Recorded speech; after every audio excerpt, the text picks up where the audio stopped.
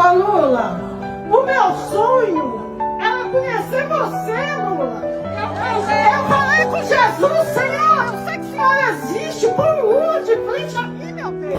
Olha só o comentário que eu recebi, inclusive até falei que não ia tocar em política mais nesse canal, mas como é um ano eleitoral, a gente precisa, uma vez e outra, falar a respeito de política. Lembrando já que não sou petista, muito menos bolsonarista, mas torço pelo Brasil, meus amigos. Olha só o comentário. Zay, você viu o discurso do Lula adotando os termos religiosos para se aproximar dos evangélicos? O que você tem a dizer? Eu recebi vários recados a respeito desse assunto e o vídeo até que me mandaram é esse aqui, ó. Vamos dar uma olhada junto. Ô Lula, o meu sonho era conhecer você, Lula. Eu falei com Jesus, Senhor, eu sei que o Senhor existe, por Lula de frente a mim, meu Deus. Coloca esse homem à frente de mim, que esse homem é uma bênção, esse homem é uma luz, que o Senhor... O homem não soltou o microfone, cara. Ou seja, se ela resolver falar mal dele, ele tira o microfone, né? Geralmente é assim. Na terra para iluminar essa terra inteira. E eu agradeço. E? Vamos ver esse vídeo de novo desde o começo? Ô Lula, o meu sonho era conhecer você, Lula. Eu falei com Jesus, Senhor, eu sei que o Senhor existe, por Lula de frente a mim, meu Deus. Olha só, ela falou com Jesus, cara. Se ele existisse, tem a dúvida até ali, né? Se ele existisse, que colocasse o Lula na frente dela. E ela está diante do Lula, então Deus existe. Coloca esse homem à frente de mim, que esse homem é uma bênção, esse homem é uma luz que o Senhor trouxe na terra para iluminar essa terra inteira. E eu agradeço a Deus. Quem aí acha que o Lula é uma bênção para o Brasil, coloca nos comentários, por favor. O Senhor trouxe na terra para iluminar essa terra inteira. Ah, entendi. O Lula é uma bênção na terra para iluminar a terra inteira. E eu agradeço a Deus que eu tô aqui cara a cara com você. Agradeço a Deus e todos que eu estou aqui vendo você. É muita emoção, né, cara? Esse é o problema do brasileiro, é agir na emocionalidade, cara. Agora pode ter certeza, se ela já era do Lula, vai ser do Lula pra sempre. Você, Lula, você é a luz que brilha na escuridão.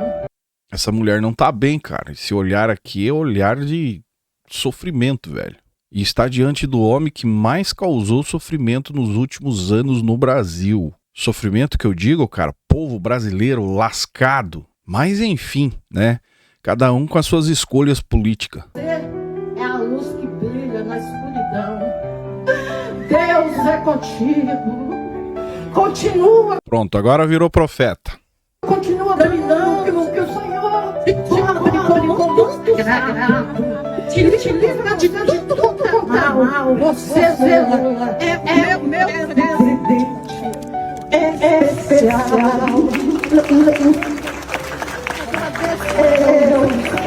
Obrigada, meu Deus. Sou daquela Você perceba que é um povo simples, cara. E é sobre isso que nós vamos falar ainda mais pra frente. Obrigada, Senhor. Enfim, esse é o vídeo que me mandaram. Do outro candidato, nem vamos, né, colocar o vídeo aqui, porque o cara vive dentro das igrejas também. Mas a verdade é, diante do cenário político do nosso Brasil, o atual presidente está buscando uma aproximação, até a notícia diz, né, na descrição do vídeo aqui, ó, o presidente Luiz Inácio Lula da Silva tem intensificado o uso de referências e linguagens de cunho religioso em seu discurso, em um movimento interpretado por aliados e analistas como uma tentativa de aproximação como o eleitorado evangélico, um dos segmentos mais influentes da política brasileira. Durante eventos públicos e pronunciamentos, Lula tem recorrido à expressão como Deus, fé e esperança, além de mensagens voltadas a valores familiares e sociais, temas frequentes associados ao público religioso. A mudança de tom ocorre em um contexto de disputa política acirrada e de atenção crescente dos partidos ao voto evangélico.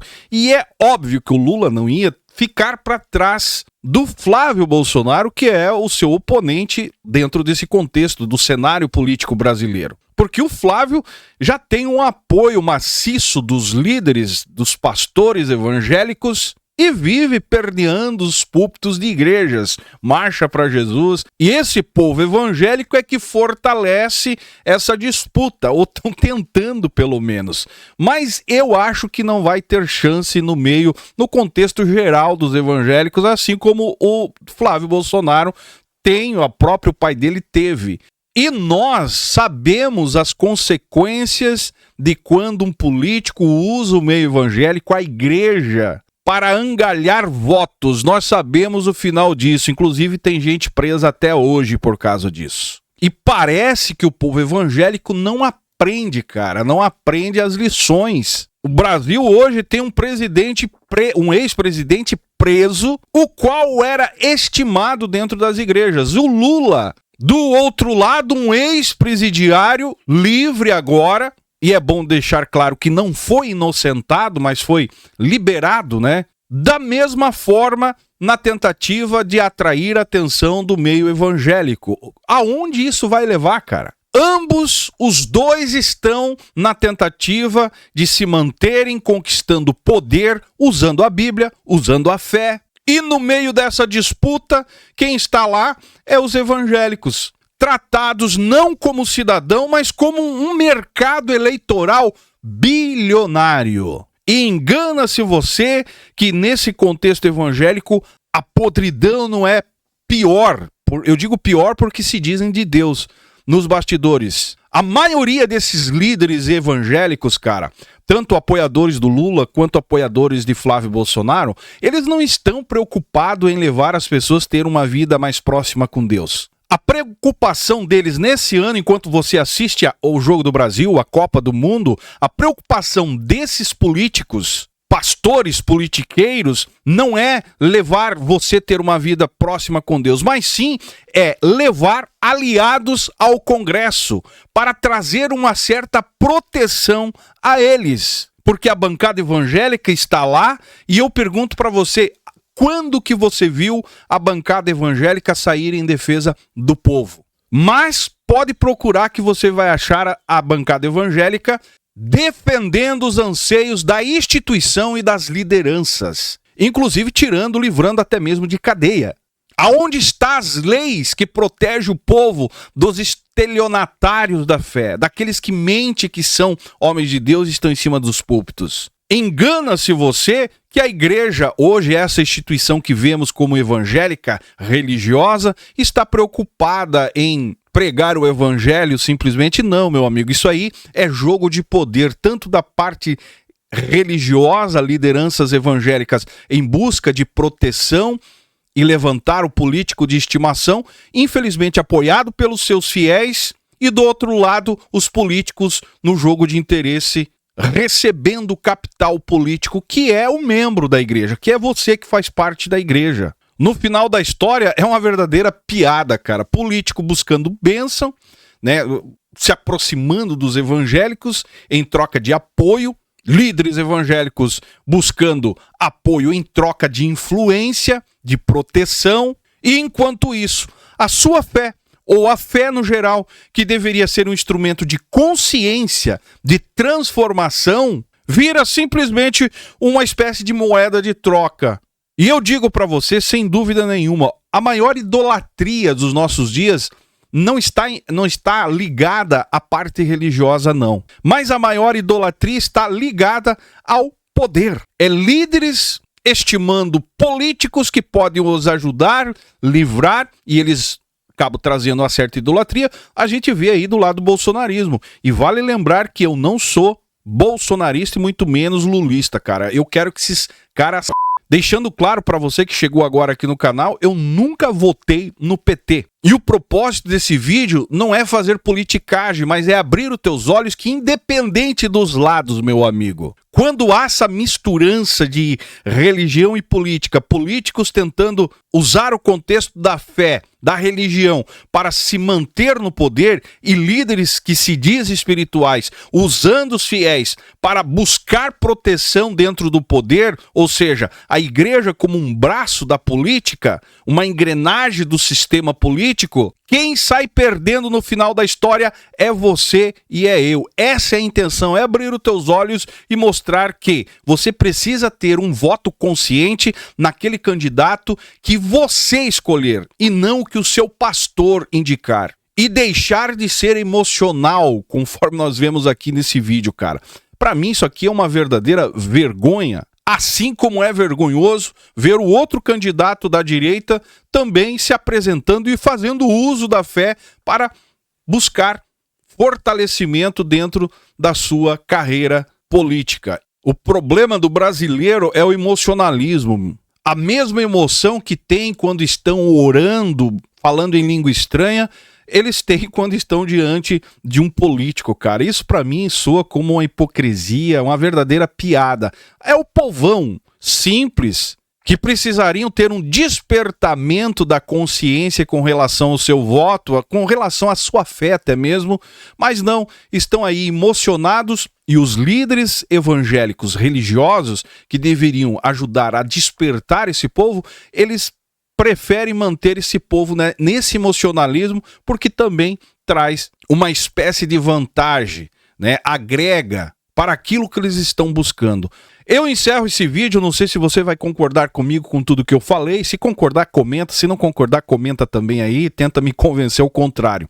Mas hoje o Brasil vai jogar, cara, e enquanto o Brasil estará jogando, pode ter certeza, enquanto a Copa está rolando, pode ter certeza que a política não para. Os politiqueiros, tanto religiosos quanto da política, eles estão arquitetando, fortalecendo alianças, e quando passar o emocionalismo da nação com relação à Copa e você perceber o que aconteceu, aí vai ser tarde demais. Porque enquanto o povo está debatendo aí quem ganha, quem perde na Copa, os gols, resultado, né, de jogos, a máquina do poder, ela continua funcionando, cara. Políticos articulando interesses e decidindo, fazendo movimentações que vai afetar a vida de milhões de brasileiros, apoiado por líderes evangélicos na grande maioria. Ou seja, o povo iludido comemorando o jogo do Brasil dentro de igrejas, enquanto os políticos, a política em si está arquitetando contra os brasileiros, contra o povo. E eu não estou aqui querendo dizer que você não pode se divertir, não pode assistir jogo. Não, cara. A questão é alertar você aqui que a distração permanente é perigosa. Você precisa curtir, se divertir, é saudável, é bom, é ótimo, mas você precisa estar consciente do que, como é que funciona o jogo. Curta a Copa, celebre, se emociona, mas não entrega, velho, não entrega a sua capacidade de observar, de analisar, de questionar, de cobrar, porque quem está no poder, começando pelo seu líder espiritual, quem está lá em cima, num púlpito, em cima de um palanque político, eles adoram quando você está desapercebido, emocionado, se divertindo, sem consciência. É o prato cheio para eles continuar nessa bagunça, ou fazendo essa bagunça, beneficiando eles e prejudicando a nação brasileira. Põe uma coisa na sua cabeça. Copa do Mundo passa. Aquele culto, aquela mensagem que te traz uma emoção, um direcionamento no momento ali, passa também. Quando você sai da porta da igreja, o mundo continua normal. Mas as consequências de decisões políticas, essa, meu amigo, vai permanecer gerações e mais gerações, trazendo prejuízo para você, para a sua família, para todos nós. Então não se iluda com político dando voz a evangélicos, com políticos em cima do púlpito, porque para mim isso aí não passa de jogo de interesse e mostra o nível que a igreja brasileira chegou. de pessoas simplesmente que não pensam, não raciocinam, embarcam em qualquer canoa furada e no final, como exemplo aí do passado, acabam na prisão. Ou, do outro lado, acreditando no mentiroso, acabam sofrendo, pensando que vão comer picanha e no final da história estão comendo abóbora. Essa é a verdade. Se você concorda comigo, deixa nos comentários aí. Se não concorda, também comenta, mas não vai mudar o meu pensamento, porque é exatamente isso, o que eu penso, o que eu acredito. Deixa nos comentários aí que é importante, interessante. Seu joinha ajuda muito, ajuda a hypar o nosso conteúdo. E esperamos que o Brasil ganhe, né? Hoje o jogo, tomara que ganhe. Mas lembre-se, jogo do Brasil passa, a emoção do Brasil, do jogo passa. Mas a realidade das decisões políticas, essa permanece. Então seja consciente. Me segue nas demais redes sociais. E esse é o canal Fala Zay. Estamos juntos por um Brasil e um mundo melhor.